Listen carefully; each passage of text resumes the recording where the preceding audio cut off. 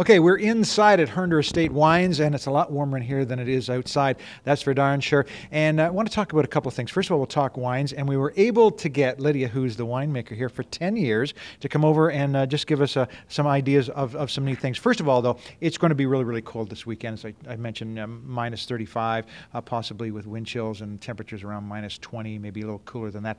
Is that going to cause any problems with the vines? There is a potential of some winter damage, so we're carefully checking it out. That mild spell that we had in December sort of delayed acclimatization with the vines, and so the vines are a little bit more susceptible, but everything is site specific, so hopefully our sites are going to be safe and will come through with flying colors. That's good. Now, as I mentioned in my weather forecast, that Hernder Estate Wines is the biggest grape-growing winery in Niagara. I think that's something that most people don't even know. Now, is there any significance to being that?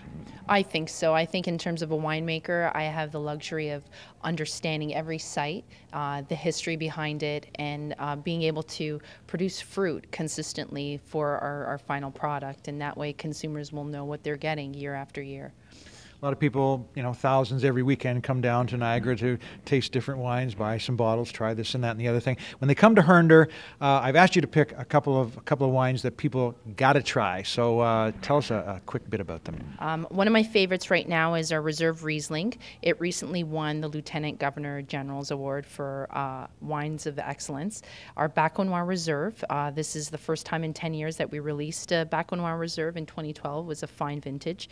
And our Cabernet Franc, which I think does so well in Ontario all across the board, but we're actually fortunate to have some warmer little sites, so we produce some Cabernet Franc that are very fruit forward and fruit driven and extremely complex.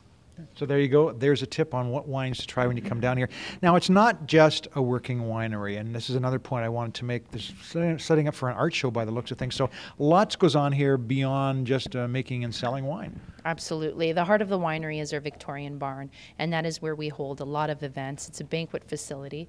It's been very well preserved. It was built in 1867. This weekend we have a beautiful art show, but for most of the year we are fully booked with weddings and banquets.